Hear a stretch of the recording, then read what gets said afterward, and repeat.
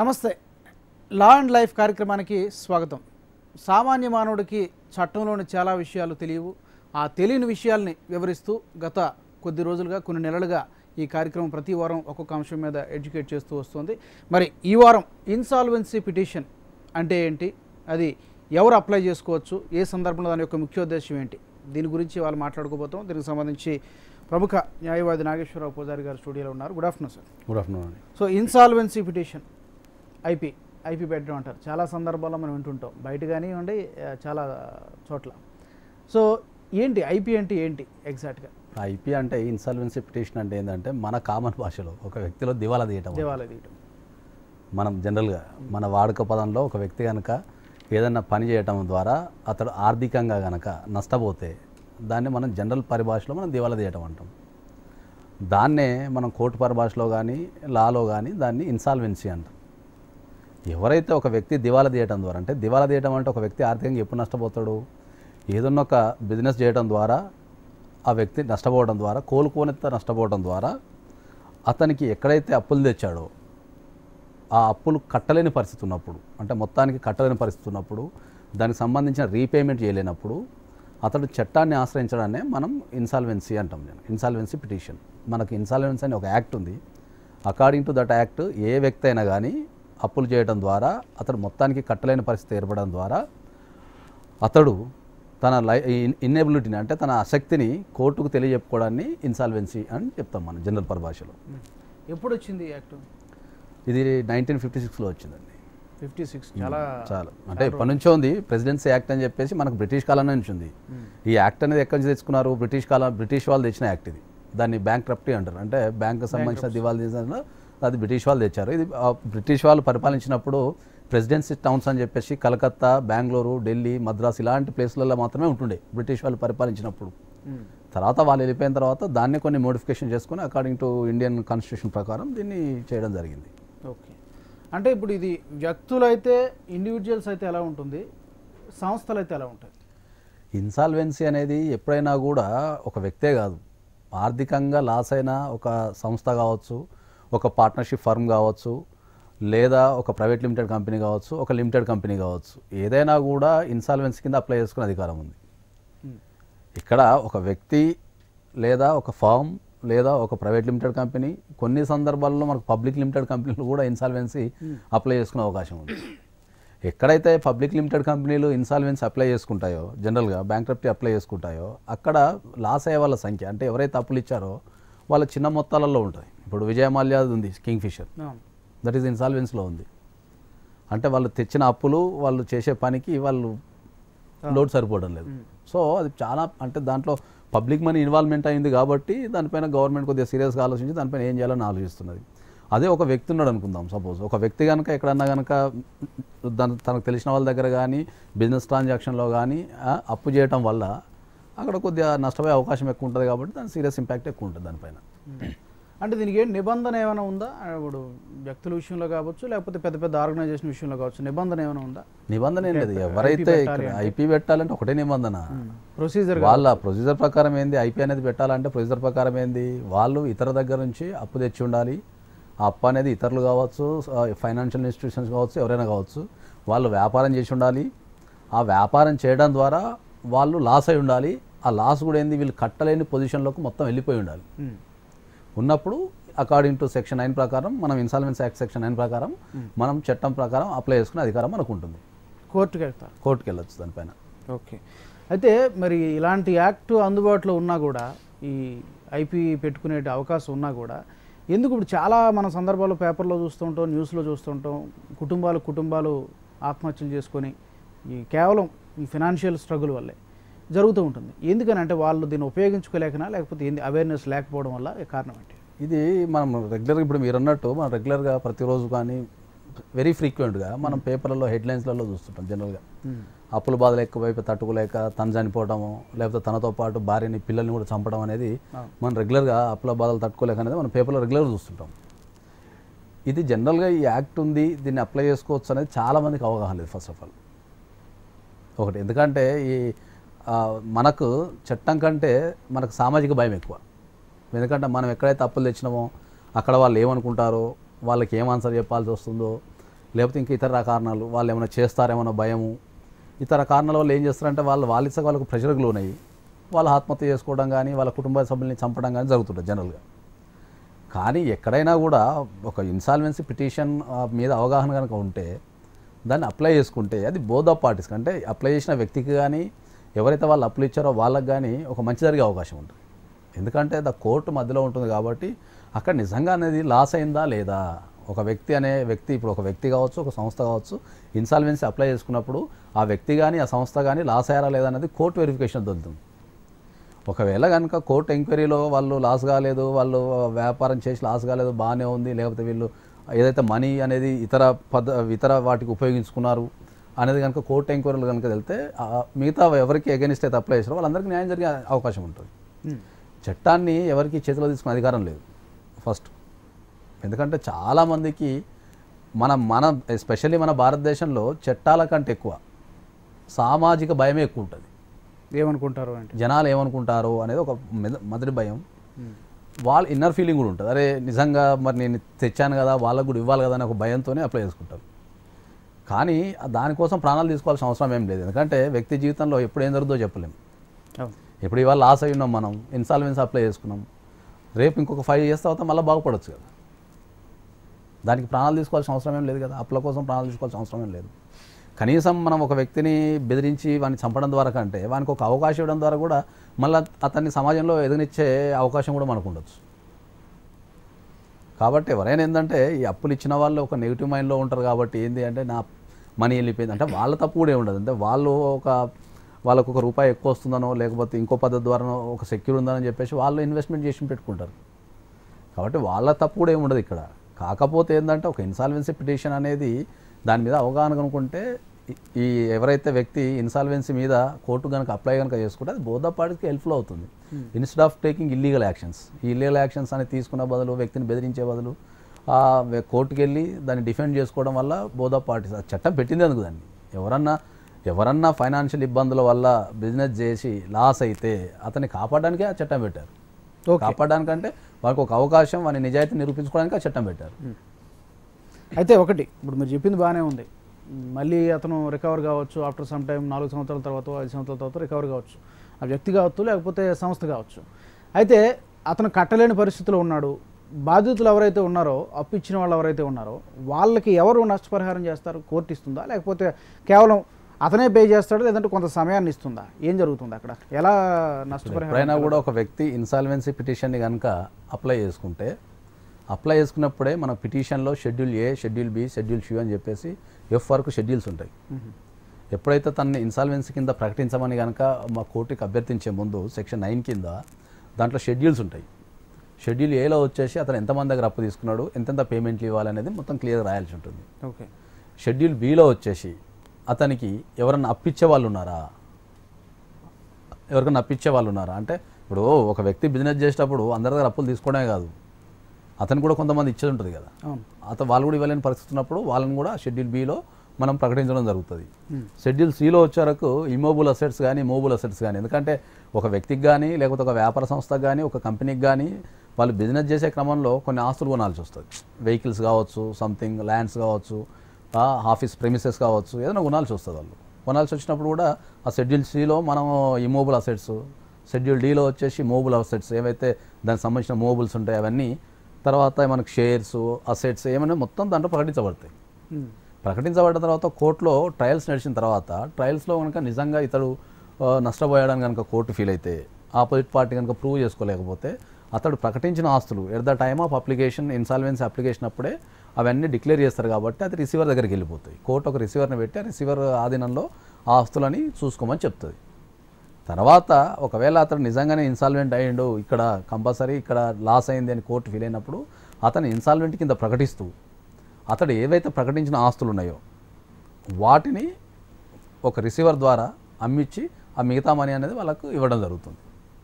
For example ఇప్పుడు మీరు చెప్పిన దాన్ని బట్టి స్థిరాస్తులు కావచ్చు, చరాస్తులు కావచ్చు, మొత్తం అతని ప్రాపర్టీస్ అన్నీ కూడా కలిపినా కూడా ఇంకా చాలా మిగిలిపోయింది అనుకుందాం. అంటే అతను కట్టాల్సింది, అతను ఇవ్వాల్సిన వాళ్ళు చాలామంది మిగిలిపోయింది అనుకుందాం. అలాంటి పరిస్థితుల్లో మరి ఏంటి మిగతా వాళ్ళ పరిస్థితి ఏంటి? ఇన్సాల్వెన్సీ పిటిషన్ అంటే అది కదా, అదే ఇప్పుడు నేను అదే అంటున్నాను. ఇప్పుడు అతను చేసిన కోర్టు బాధ్యత తీసుకొని వాళ్ళు ఏమైనా గవర్నమెంట్ తరపు నుంచి ఏమైనా ఇవ్వడం జరుగుతుందా, లేకపోతే ఇతనికే కొంత టైం ఇచ్చి అతనికి ఇమీడియట్గా ఏం చేయకుండా గవర్నమెంట్ తరపు నుంచి ఎక్కడా ఏమి ఇవ్వరు. ఇది ప్యూర్లీ సివిల్ కేసు. ఇది ఓకే. గవర్నమెంట్ తరపు నుంచి ఎక్కడా ఏమి ఇవ్వరు. ఒకవేళ ఇన్సాల్వెన్సీ పెట్టుకున్న వ్యక్తి ఆ అప్పులు తర్వాత అతనికి అమ్మటం ద్వారా వచ్చిన ఆస్తులు కనుక చాలా భారీ తేడా ఉందనుకో, ఒక వ్యక్తి సపోజ్ ఒక 1 crore రూపీస్ ఇన్సాల్వెన్సీ పెట్టాడు, అతని ఆస్తి ఒక అమ్మితే 10 లక్షల రూపాయలు వచ్చింది అనుకుందాం. ఆ 90 lakhs అనే దాన్ని ఇన్సాల్వెంట్ కింద ప్రకటించేస్తారు. అది కట్టలేకనే కదా మనం ఇన్సాల్వెన్సీ పెట్టుకునేది. ఇంకా అంతే, వాళ్ళు నష్టపోవాల్సిందే, ఇంకా వేరే ఆప్షన్ ఏమి ఉండదు. ఓకే. అయితే ఇప్పుడు చాలా సందర్భాలు మనం చూస్తుంటాం. ఇప్పుడు ఎవరైతే ఇంకా వ్యక్తులుగానే సంస్థలైనా కూడా ముఖ్యంగా వ్యక్తుల విషయంలో జరుగుతుంటుంది ఇలాంటిది. అప్లై చేసిన వ్యక్తికి ఇప్పుడు ఎవరైతే అప్పించిన వాళ్ళు ఉండొచ్చు, వాళ్ళ దగ్గర నుంచి ఏమైనా థ్రెట్ కూడా ఉండొచ్చు. మరి వాళ్ళకి ఏమైనా ప్రొటెక్షన్ ఉంటుందా?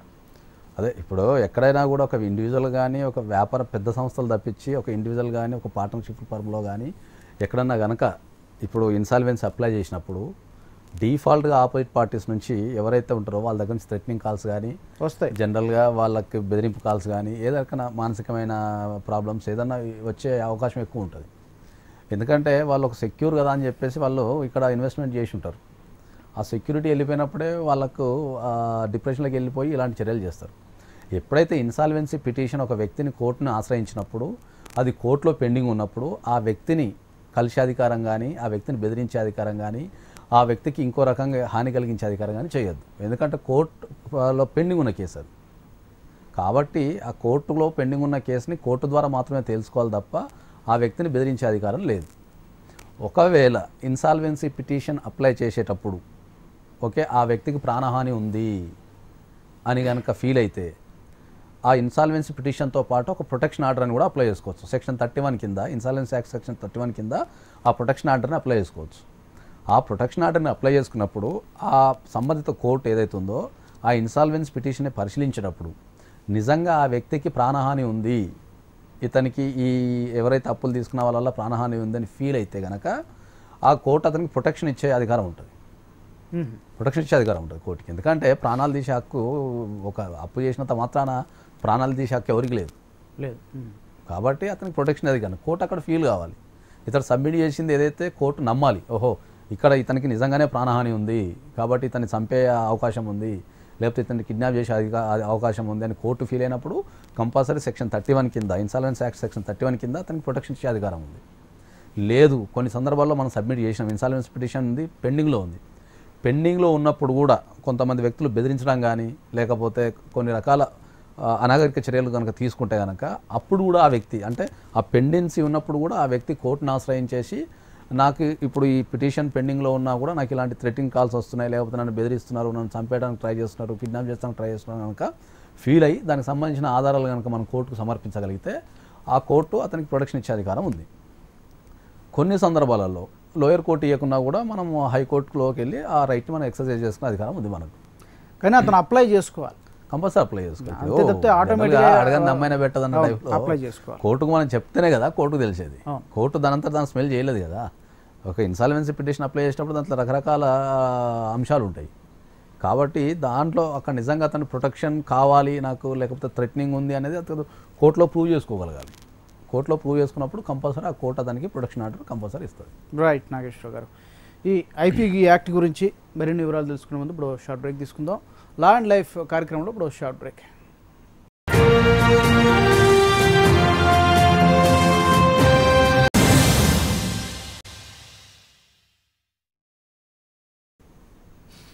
లా అండ్ లైఫ్ కార్యక్రమానికి తిరిగి స్వాగతం. ఇవాళ కార్యక్రమంలో మనం ఇన్సాల్వెన్సీ పిటిషన్ ఇది ఎవరు అప్లై చేసుకోవచ్చు, ఎలాంటి సందర్భంలో అప్లై చేయొచ్చు, వ్యక్తులు కావచ్చు సంస్థలు కావచ్చు, దీని గురించి మాట్లాడుతున్నాం. నాగేశ్వర గారు, అయితే మన చట్టంలో ప్రతి యాక్ట్కి కూడా ఒక పర్పస్ ఉంటుంది. అయితే అదే పర్పస్ని కొంతమంది మిస్యూటిలైజ్ చేసుకునే వాళ్ళు కూడా ఉంటారు.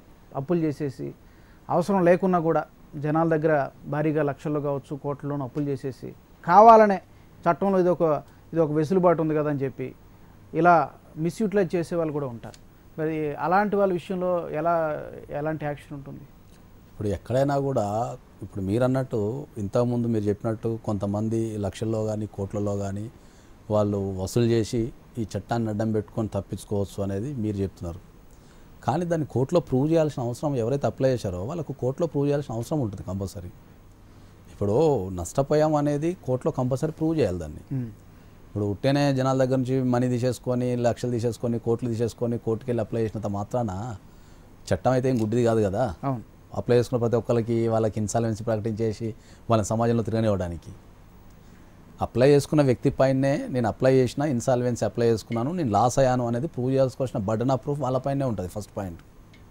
ఎట్ ద సేమ్ టైం రెండు ఎవరైతే వాళ్ళకి అప్పులు ఇచ్చారో వాళ్ళపైన కూడా ఏంది, అతడు బిజినెస్ చేయలేదు, అతడు లేకపోతే అతను ఇంకో యాక్టివిటీ చేయలేదు, అతడు ఎంజాయ్ చేశాడు, లేకపోతే అతడు వేరే ఆస్తులు కొన్నాడు అనేది వాళ్ళు కూడా నిరూపించాల్సిన పద్ధతి వాళ్ళపైన కూడా ఉంటుంది. సో వాళ్ళు నిరూపించినా ఇతను నిరూపించుకోకుండా ఇన్సాల్వెన్సీ పిటిషన్ అనేది డిస్మిస్ అయ్యే ఛాన్స్ ఉంటుంది. అది డిస్మిస్ అయినప్పుడు కంపల్సరీ మళ్ళీ ఎప్పుడైతే ఒక ఇన్సాల్వెన్సీ పిటిషన్ అనేది కంపల్సరీ డిస్మిస్ అవుతుందో అది డిస్మిస్ అయినప్పుడు మళ్ళీ అతడు చేసిన అప్పులకు అతడే బాధ్యుడు. ఓకే, ఇక్కడ నిజాయితీని నిరూపించుకోవాల్సిన బాధ్యత ఎవరైతే ఇన్సాల్వెన్సీ పిటిషన్ అప్లై చేస్తారో వాళ్ళపైన ఉంటుంది. అక్కడ చేశాము మేము కంపల్సరీ అనేది ఆ నిరూపించుకోవాల్సిన బాధ్యత వాళ్ళపైన ఉంటుంది. రెండోది అతని పేరు మీద ఏ రకమైన ఆస్తులు ఉన్నా, అంటే ఇప్పుడు మనం ఇంతకుముందు చెప్పుకున్నట్టు చట్టంలో మనం అప్లై చేసే ముందు మనం ఒక debtors list, creditors list, immovable assets and movable assets ఏవైతే మనకు షెడ్యూల్ A to F వరకు మనం అయితే మాట్లాడుకున్నామో దాంట్లో ప్రతిదీ మనం క్లారిఫై చేయాల్సి ఉంటుంది.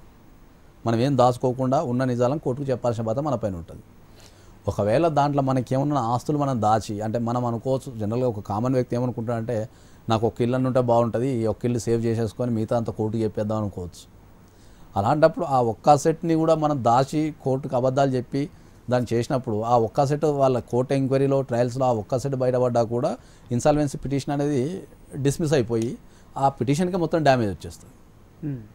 చట్టం నీకు ఒక ప్రొవిజన్ ఇచ్చింది ఏంది, నీ ఏదన్నా కారణాల చేత నువ్వు లాస్ అయితే, బిజినెస్లో లాస్ అయితే నువ్వు దానికి చనిపోని అవసరం లేదు, చట్టాన్ని ఆశ్రయించి నీ నిజాయితీ నిరూపించుకొని ఇన్సాల్వెంట్ కింద ప్రకటించబడతావు నువ్వు అని చెప్తున్నారు. కాబట్టి ఇన్సాల్వెన్సీ పిటిషన్ అనేది డిస్మిస్ కాకుండా ఉండాలి అంటే దాంట్లో ఉన్న విషయాలన్నీ మనం స్పష్టంగా నీట్గా నిజాయితీగా మనం కోర్టుకు సబ్మిట్ చేయాల్సి ఉంటుంది. కోర్టు సబ్మిట్ చేసినప్పుడు కోర్టు ఎంక్వైరీలో మన పిటిషన్లో నిజాయితీ ఉంది అనుకున్నప్పుడు కంపల్సరీ ఆ పిటిషన్ని ఇన్సాల్వెంట్ కింద ప్రకటించే అధికారం కోర్టుకు ఉంటుంది. ఒకవేళ మన పిటిషన్లో కనుక లోపాలు ఉండి మనం తప్పుడు పత్రాలు కానీ తప్పుడు అసెట్స్ వివరాలు కానీ మనం కోర్టుకు సమర్పించినప్పుడు కోర్టు అది డిస్మిస్ చేసే అధికారం కోర్టుకు ఉంటుంది. ఒకవేళ కోర్టు కనుక అది డిస్మిస్ చేస్తే మళ్ళీ మనం ఆ మిగతా అప్పులన్నింటికి మనమే బాధ్యత వహించి కట్టాల్సి ఉంటుంది. శిక్ష ఏమైనా ఉంటుందా? ఒకవేళ కట్టకపోతే దానిపైన మళ్ళీ క్రిమినల్ సివిల్ కేసులు తీసుకునే అధికారం వీళ్ళందరిపైన ఉంటుంది కంపల్సరీ. కాబట్టి దాంట్లో శిక్ష కూడా విధించే అవకాశం ఉంటుంది. ఐపీ పెట్టిన వ్యక్తి యొక్క ఆస్తుల్ని కోర్టు తీసుకుంటుందా? కోర్టు రిసీవర్ని కంపల్సరీ ఎప్పుడైతే ఒక వ్యక్తి ఐపీ పెట్టినప్పుడు అతడు ప్రకటించిన ఆస్తులకు ఒక రిసీవర్ని నియమిస్తారు. ఆ రిసీవర్ యొక్క బాధ్యత ఏంది, ఆ కేసు తేలేంత వరకు ఆ ఆస్తుల్ని కాపాడాల్సిన బాధ్యత రిసీవర్కి ఉంటుంది. ఓకే, అయితే ఇన్సాల్వెన్సీ అప్లై చేసిన తర్వాత కూడా ఐపీ పెట్టిన తర్వాత కూడా ఒక్కోసారి కొన్ని సందర్భాల్లో మనకి అవుట్ ఆఫ్ కోర్ట్ సెటిల్మెంట్లు అనేది చేసుకోవడానికి ప్రయత్నం జరుగుతుంది. అవకాశం ఉందా? అవకాశం ఉంది. దాంట్లో ఏ కేసు అయినా, not only insolvent petition, any civil case ఎక్కడైనా కూడా ఒక పిటిషన్ మనం పెట్టిన తర్వాత దాంట్లో కొంతమంది వ్యక్తులు అవుట్ ఆఫ్ ద కోర్టు కూడా సెటిల్ చేసుకునే అధికారం ఉంటుంది. లేదా దాంట్లో ఇన్సాల్వెన్సీ పిటిషన్ ఇప్పుడు పెట్టే టైంకి, ఎందుకంటే రోజులో మార్పు ఉంటుంది. ఇప్పుడు ఇన్సాల్వెన్సీ పెట్టే టైంకి మన దగ్గర డబ్బు లేకపోవచ్చు, పెట్టిన ఒక 6 నెలలకో సంవత్సరానికో 2 yearsకో మనకి ఏదన్నా మనీ వచ్చి ఉండొచ్చు. వచ్చినప్పుడు ఏంది, మనం సెటిల్ చేద్దామనే మూడ్లో ఉన్నప్పుడు మనం కోర్టుని ఆర్బిట్రేషన్ ఇన్సాల్వెన్సీ పెట్టుకున్న వ్యక్తి ఆర్బిట్రేషన్ అడిగే అధికారం ఉంటుంది. ఒకవేళ ఇన్సాల్వెన్సీ పెట్టుకున్న వ్యక్తే కాకుండా ఆపోజిట్ పార్టీస్ ఎవరైతే ఉంటారో అప్పులు ఇచ్చిన వాళ్ళు కూడా ఆర్బిట్రేషన్ అడిగే అధికారం ఉంటుంది. కోర్టు కంపల్సరీ ఆర్బిట్రేషన్ కానీ మీడియేషన్ కానీ కాంప్రమైజ్ కానీ కోర్టు కంపల్సరీ అవకాశం ఇస్తుంది. వాళ్ళు కూర్చొని అవుట్ ఆఫ్ ద కోర్టు కావచ్చు, విత్ ఇన్ ద కోర్టు కావచ్చు, according to law which is applicable, ఏదైతే అప్లికబుల్ ఉంటుందో దాని ప్రకారం వాళ్ళు సెటిల్మెంట్ చేసుకొని ఇన్సాల్వెన్సీ పిటిషన్ని విత్డ్రా చేసుకునే అధికారం కూడా ఉంటుంది. విత్డ్రా చేసుకున్న తర్వాత మాత్రమే, కాంప్రమైజ్ అయిన తర్వాతనే అవుట్ ఆఫ్ ద కోర్ట్, అంటే అవుట్ ఆఫ్ ద కోర్ట్ కానీ కాంప్రమైజ్ కానీ మీడియేషన్ కానీ ఏదైనా జరిగిన తర్వాతనే, ఒక కన్క్లూషన్కి వచ్చిన తర్వాతనే ఆ కన్క్లూషన్ మనం కోర్టులో అప్లై చేయడం ద్వారా ఏదైతే పెండింగ్ ఉన్న ఇన్సాల్వెన్సీ పిటిషన్ అనేది విత్డ్రా చేయబడుతుంది బై కోర్ట్. అయితే అలాగే ఇప్పుడు ఐపీ పెట్టిన వ్యక్తికి అతని ఫ్యామిలీ మెంబర్స్ ఉంటారు, మామూలుగా భార్య పిల్లలు కావచ్చు, ఎవరైనా కూడా వ్యక్తి అయినా కావచ్చు, సో ఏదైనా ఆర్గనైజేషన్, ఇన్ బోత్ కేసెస్ ఏమైనా సంబంధం ఉంటుందా? ఇతను చేసిన ఈ పనికి వాళ్ళ కుటుంబ సభ్యులకి ఏమైనా సంబంధం ఉంటుందా? వాళ్ళకి ఏమైనా బాధ్యత ఉంటుందా? జనరల్గా ఎక్కడైతే ఐపీ పెట్టిన వ్యక్తికి అతని కుటుంబ సభ్యులకి సంబంధం ఉండదు, ఎక్కడైనా కూడా సంబంధం ఉండదు. జనరల్ కుటుంబ సభ్యులకు సంబంధం అంటే ఏంది, వాళ్ళ పేరు మీద ఆస్తులు ఉన్నాయా లేవా, వాళ్ళకి ఏమన్నా చేశారా లేదా, ఇలాంటి విషయాలను చూస్తారు. ఎక్కడైతే సంబంధం ఎప్పుడు ఉంటుంది అంటే, ఒక వ్యక్తి సపోజ్ ఒక వ్యక్తి ఐపీ పెట్టిండు అనుకుందాం. చాలామంది ఏంది ఐపీ పెట్టే ముందు కొంతమంది ఏంది ఐపీ పెట్టే ముందు వాళ్ళ పేరు మీద ఒకవేళ వీళ్ళు చేసిన ట్రాన్సాక్షన్స్ వల్ల కొన్ని సందర్భాల్లో అసెట్స్ కొని ఉంటారు. కొనున్నప్పుడు ఆ అసెట్ని మనకు ఐపీ పెట్టే ముందు ఆ అసెట్ని అమ్ముకుంటారు వాళ్ళు. ఎందుకంటే ఐపీ పెడుతున్నాం, ఇది లీస్ట్లో చూపించాల్సి వస్తుంది కదా, కొద్దిగా మనీ సేవ్ చేసుకునే ఉద్దేశంతోనే ఆ అసెట్ని అమ్ముతారు. ఇక్కడ జనరల్గా ఒక వ్యక్తి ఇన్సాల్వెన్సీ పిటిషన్ పెట్టినప్పుడు అతని కుటుంబ సభ్యులకు అతనికి మాత్రమే సంబంధం, అతని కుటుంబ సభ్యులకు సంబంధం లేదు.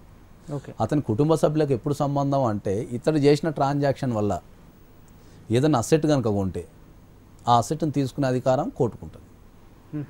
ఇక్కడ ఐపీ పెట్టినప్పటి నుంచి సపోజ్ ఇప్పుడు మనం ఇవాళ ఐపీ పెట్టినాం, దాని కింద నుంచి 2 years ట్రాన్సాక్షన్స్ కోర్టు చూస్తాయి. 24 months ట్రాన్సాక్షన్స్. 24 months ట్రాన్సాక్షన్లో వాళ్ళ కుటుంబ సభ్యుల మీద ఏమైనా ఆస్తులు కొన్నారా, కొనలేదా, రిజిస్ట్రేషన్ చేశారా, లేకపోతే ఉన్న ఆస్తులు అమ్మారా, ఎందుకు అమ్మారా అనేది కోర్టు పరిశీలనలోకి తీసుకుంటుంది. ఒకవేళ ఈ 24 నెలల లోపు కనుక ఆస్తులు కొని కనుక ఉంటే దానిపైన కోర్టు డిసిషన్ తీసుకునే అధికారం ఉంటుంది. ఆస్తి ఎందుకు కొన్నారు, ఎప్పుడు కొన్నారు, ఎట్లా కొన్నారు, అది దీనికి సంబంధించిందేనా. ఎందుకంటే ఒక వ్యక్తి ఎప్పుడైనా ఆస్తులు కొన్నప్పుడు కుటుంబ సభ్యులను పెట్టే అవకాశం ఉంటుంది. కాబట్టి మరి దానికి సంబంధించిన ప్రతి విషయాన్ని కనుక వాళ్ళు పరిగణలోకి తీసుకొని దాన్ని క్యాన్సిల్ చేసి, ఒక సేల్ డీడ్ కనుక చేసి ఉంటే, లేకపోతే వాళ్ళు అమ్ము ఉంటే దాన్ని రికవరీ చేసుకునే అధికారం కోర్టుకుంటుంది. ఇతను కొని వాళ్ళ కుటుంబ సభ్యుల పేరు మీద రాస్తే అది ప్రూవ్ చేయబడాలి. వల్ల ఎందుకు కొన్నారు, దేనికి కొన్నారు, ఎట్లా కొన్నారు, దాన్ని ప్రూవ్ చేయబడాలి. ఒక ఐపీ పెట్టినప్పుడు ఆ డేట్ నుంచి అటు ఒక 2 years కంపల్సరీ బ్యాక్ 2 years వెళ్ళిపోయి అక్కడ నుంచి జరిగిన ట్రాన్సాక్షన్ని గమనించే అధికారం కోర్టుకుంటుంది. అలాగే ఎక్కడైనా నిజంగా కనుక ఒక భర్త ఉండి భార్య పేరు మీద వాళ్ళు ఇచ్చిన పసుపు కుంకుమకు సంబంధించిన ఆస్తులు కానీ, ఆమె సొంత సంపాదించిన ఆస్తులు కానీ ఉంటే ఈ ఐపీకి సంబంధం ఉండదు. ఈ ఐపీబీ ట్రాన్సాక్షన్స్ వల్ల వీళ్ళు ఏమన్నా కుటుంబ సభ్యుల మీద ఆస్తులు కనుక ఉంటే, వాళ్ళ పేరు మీద దయగలిగితే వాటికి సంబంధించి డెసిషన్ తీసుకునే అధికారం ఉంటుంది తప్ప, వాళ్ళు కుటుంబ సభ్యులు స్వశక్తితోని కానీ, లేకపోతే ఆడపిల్లలు కనుకుంటే వాళ్ళ పసుపు కుంకుమల కింద వచ్చిన ఆస్తులను కానీ ఐపీకి అటాచ్ చేయాల్సిన అవసరం లేదు. కోర్టు దాని పరిగణలో కూడా తీసుకోదు. దాన్ని స్పష్టంగా గమనించాల్సిన విషయం ఏంటంటే, ఎవరైతే ఐపీ పెడతారో అతడే liable for the IP petition, అతనే బాధ్యుడు, కుటుంబ సభ్యులు కాదు. కుటుంబ సభ్యులు ఎప్పుడు బాధ్యులు, అతడు ఐపీ పెట్టే ముందు 2-3 సంవత్సరాల కంటే ముందు కనుక ఏమన్నా ట్రాన్సాక్షన్స్ కుటుంబ సభ్యుల పేరు మీద కనుక చేస్తే, పెట్టడానికి ముందు ఒక 2 సంవత్సరాల క్రితం వరకు మనం తీసుకుంటే ఆస్తులు కొనటం కానీ, అమ్మటం కానీ, ఒకవేళ ఆస్తులు మన పేరు మీద ఆస్తులు అమ్మినా కూడా కోర్టుకు మళ్ళీ తీసుకునే అధికారం మనకు ఉంటుంది. ఇప్పుడు కుటుంబ సభ్యులు ఒకటే కాదు, ఇక్కడ మన పేరు మీద ఒక ఆస్తుంది, ఐపీ పెట్టే ముందు within 1 year ముందు మనం అమ్మేసినాం, దాన్ని కూడా పరిగణలో తీసుకునే అధికారం ఉండి, దాన్ని వీలైతే ఆ ట్రాన్సాక్షన్ రిలేటెడ్ టు దిస్ అనుకున్నప్పుడు కంపల్సరీ దాన్ని రద్దు చేసే అధికారం, సేల్ డీడ్ని కానీ అగ్రిమెంట్ని కానీ రద్దు చేసే అధికారం కోర్టుకుంటుంది. ఆ ప్రాపర్టీ గుంజుకొని ఎవరైతే మళ్ళీ డెబిటార్స్ ఉన్నారో వాళ్ళకి ఇచ్చే అధికారం కూడా ఉంటుంది. గ్రేట్. నాగేశ్వర్ గారు, we're running out of time. ఈ యొక్క వాల్యుబుల్ టైం స్పెండ్ చేసి మా స్టూడియోకి వచ్చి ఈ ఐపీ యాక్ట్ ఇన్సాల్వెన్సీ పిటిషన్ గురించి చాలామందికి తెలియని విషయాలు తెలియజేశారు. Thank you very much for joining us. ఇది ఇవాల్టి లా అండ్ లైఫ్ కార్యక్రమం. వచ్చే వారం మరో అంశంతో మళ్ళీ కలుద్దాం. నమస్తే.